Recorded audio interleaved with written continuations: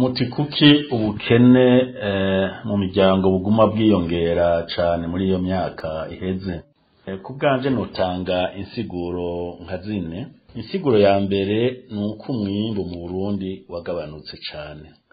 Ntawe utazi ko muri iyi myaka iheze umwimbu w'ibiva mu burimyi wagabanutse cane, bikaba bitumwa nuko isi ndimwa yataye akanovera, hanyuma n'abantu bakaguma biyongera. Turamaze no kubivuga kenshi, muri iyi myaka iheze leta ntiyashigikiye bihagije igisata c'uburimyi. Ni naco gituma inzara mu miryango ibica bigacika. Nta muryango gishobora gufungura kabiri ku munsi.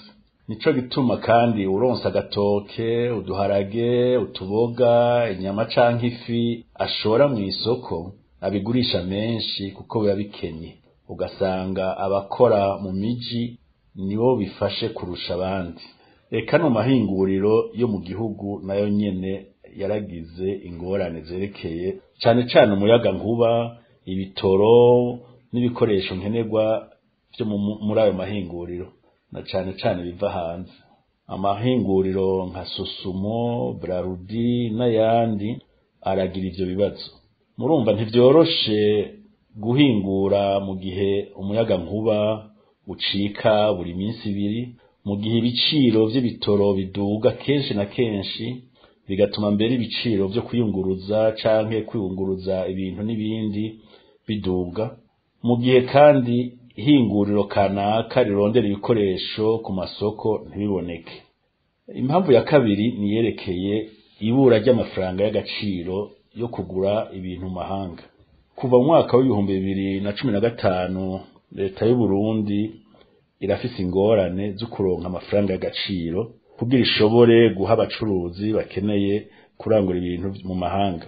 Iryo bura ry'ayo mafaranga rero rikaba ryatumwe n'ubuke bw'ivyo Burundi bushora hanze vyofasha kuronka ayo mafaranga, bugatumwa kandi n'ibihano amakungu yafatiye Burundi bwo mu guhagarika imfashanyo bitumwe no kutubahiriza uburenganzira bw'ikiremwamuntu, bigatumwa kandi nuko Burundi butari bugishobora gusaba amadeni hanze kubera ubutunzi bwifashe nabi.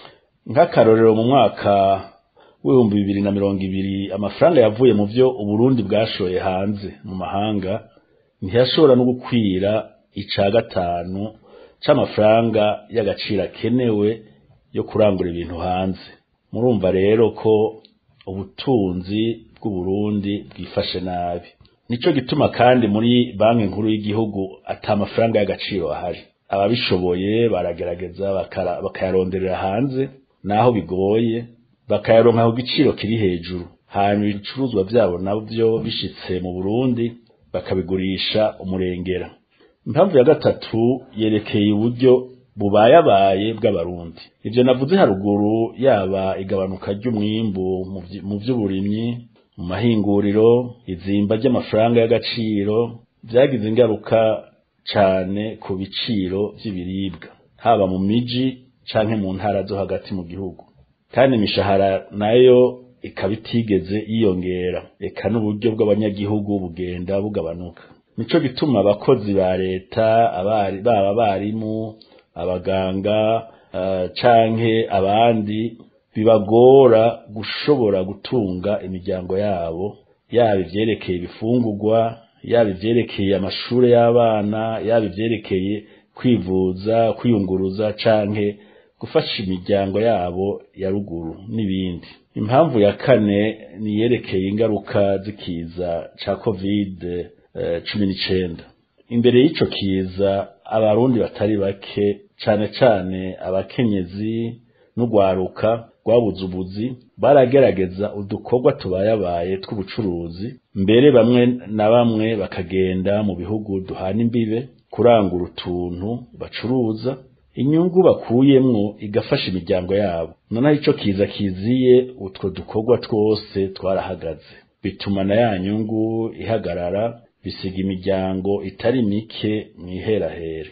Ngizo impamvu insiguro je notanga ku bukene bwugarije imiryango myinshi y'abarundi, kandi nibaza ko leta ataco ishobora kubikorako kuko nta buryo ifise. ico leta ishobora gukora ni ugushiraho imigambi irashe yotuma umwimbu wongerekana, haba mu burimyi canke mu mahinguriro, ibiciro vy'ibiribwa bigasubira aho vyari kera, kandi na leta ikagabanya ivyigura mu mahanga. Ivyo rero vyo birashoboka, ariko bisaba ubushake. Ikibazo rero benshi babaza bati none ko ubuhoho ibihugu vya Buraya canke n'ibihugu vyahora bifasha Burundi vyakuyeho ibihano vyari vyashizeho, bizotuma noneho Uburundi umwimbu wongerekana, bizotuma ubukene bugabanuka. Nivyo benshi barizigiye yuko amafaranga menshi yari yarahagaritswe yahora afasha Uburundi kuva mu mwaka w'ibihumbi 2016 yari yarahagaritswe, ko niyagaruka bizofasha Uburundi kugwiza umwimbu, bizofasha Uburundi kugabanya ubukene. Ariko ntitwibagire ikintu kimwe, nuko imfashanyo yose yo hanze iza ishigikira imigambi ya guverinoma, biza bishigikira imigambi leta iba yashize imbere izoshimikirako. Nico gituma mbona niyaba iyo mfashanyo izoba ivuye hanze itazoza ifasha guteza imbere uburimyi, niyaba iyo mfashanyo itazoza ifasha kugabanya gutoteza abarundi, kwica abarundi, kwangaza abarundi, gufungira ubusa abarundi, niyaba iyo mfashanyo itazoza ibwira leta kushiraho intwari ibereye mu vya politike no mu vy'ubutunzi, iyo mfashanyo izoba impfagusa ntacizomara. Nico gituma je mbona yuko yaba ishirahamwe ry'ibihugu vya Buraya canke nabo bose bafasha Burundi bofasha leta kugira ivyo vyose bihinduke, kugira habe intwaro ya politike n'iy'ubutunzi ibereye itunganiriza abarundi bose.